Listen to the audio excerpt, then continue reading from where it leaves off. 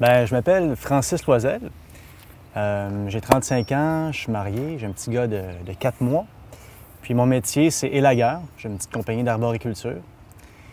Dans mon enfance, je pourrais dire que ça a été une enfance heureuse. Puis c'est important, ça, dans une vie d'une personne, de savoir ça.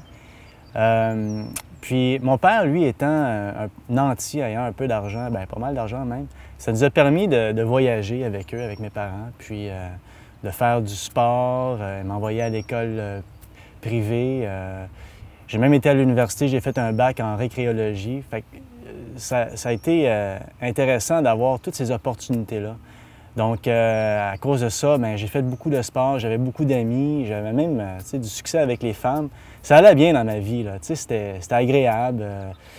J'étais pas alcoolique, j'étais pas non plus un drogué, mais j'en prenais comme tout le monde, comme tous les jeunes. Puis, je veux dire, j'étais pas accro à ça. Puis, j'avais tout pour réussir dans la vie. Mais il y a quelque chose qui me manquait. Il n'y avait pas cette paix-là intérieure. J'avais des questionnements existentiels qui m'empêchaient d'être pleinement heureux. Puis ces questionnements-là faisaient en sorte que ça m'oppressait. J'avais besoin de ces réponses-là. Questions existentielles, qu'est-ce qu'on fait sur la Terre, puis qu'est-ce qu'il y a après la mort? Donc, à un moment donné, j'ai décidé de partir en voyage à 27 ans. J'ai été en Amérique centrale, au Mexique, Amérique centrale, Amérique du Sud, pendant un an de temps avec mon pack-sac.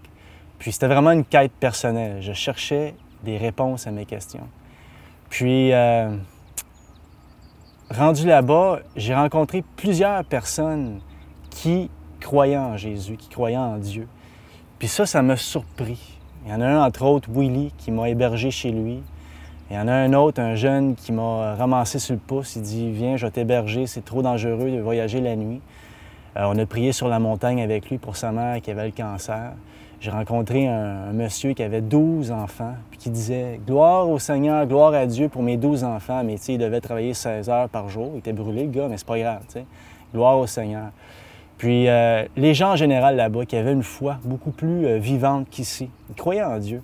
Puis ça m'a capté, j'ai trouvé ça intéressant. Puis j'en ai fait une promesse pratiquement à Dieu. J'ai dit « Dieu, si jamais tu existes vraiment, fais en sorte que je te découvre.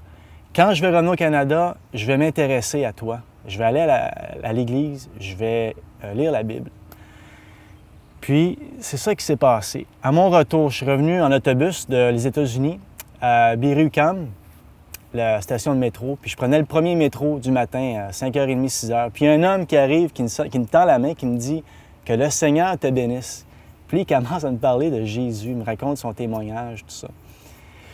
Puis c'est là que j'ai réalisé que Dieu se souvenait de ma promesse, puis que même il m'accueillait dans mon pays. Ça faisait un an que j'étais parti, là, puis c'est comme s'il m'accueillait à travers cette personne-là qui me parlait de lui, de Dieu.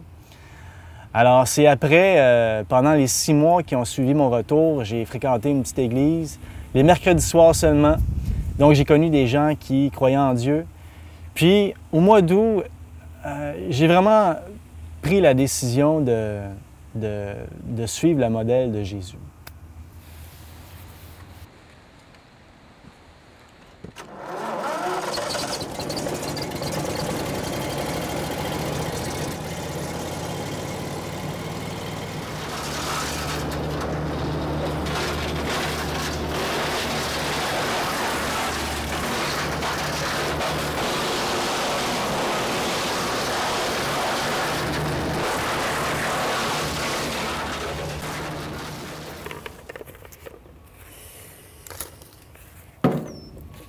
Puis là, c'est au mois d'août qu'il s'est passé quelque chose.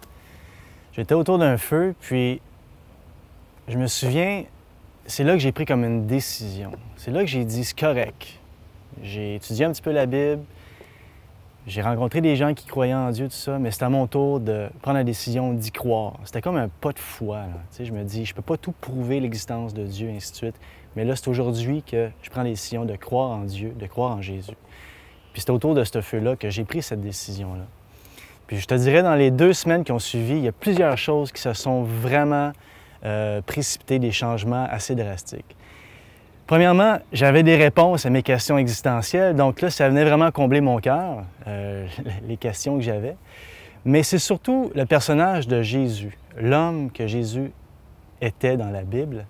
Vraiment, je le prenais maintenant comme mon modèle d'homme, un homme parfait, mais un homme aussi qui avait besoin de manger, boire, qui avait des besoins physiques, qui avait des passions, qui étaient des fois heureux, malheureux. Je le voyais vraiment comme un homme, premièrement. Puis c'est à lui que je me suis identifié. Alors j'ai essayé de le copier le mieux que je peux. Mais c'est encore ça que je fais. Je veux être comme lui, sachant très bien que je ne le serai jamais comme lui. Alors là, il y a ces nouvelles valeurs morales-là qui sont venues dans ma vie. C'est-à-dire, par exemple, l'intégrité. Pour moi, c'était très profond, très fort. Les petits mensonges, j'ai essayé d'éliminer ça. D'être vraiment vrai, de dire la vérité. Puis travailler au noir, des choses de même, tu sais. Ma relation... la façon de percevoir les femmes, j'ai arrêté de les percevoir comme un objet sexuel. Il y avait aussi le respect des autres personnes, la compassion, arrêter de regarder son nombril, son égoïsme, puis de se tourner vers les autres personnes. Donc, tranquillement, le fait de vouloir devenir comme Jésus a fait que je suis devenu une meilleure personne tant qu'à moi. J'ai laissé tomber les choses qui étaient sales dans ma vie. Je ne suis pas parfait, là, il y en a encore beaucoup, mais il y a eu une amélioration. Parce que si je regarde qui je pourrais être aujourd'hui, je n'avais pas connu Jésus, je ne serais pas le gars que je suis aujourd'hui. Je n'aurais surtout pas cette paix-là intérieure. En côtoyant les gens aussi qui croyaient en Jésus, j'ai vu que Dieu agissait dans leur vie de façon différente, puis que Dieu aussi agissait dans ma vie. Ça a donné vraiment un sens à ma vie de croire en Dieu, puis je ne pourrais pas considérer la vie autrement sans l'avoir.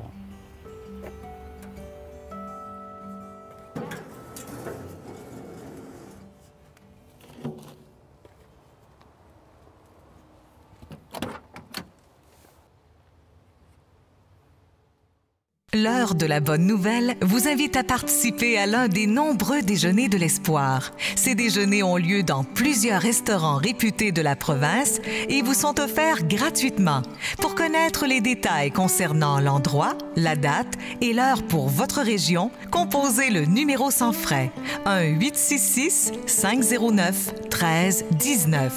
Vous pouvez également consulter le site web www.déjeuner.org.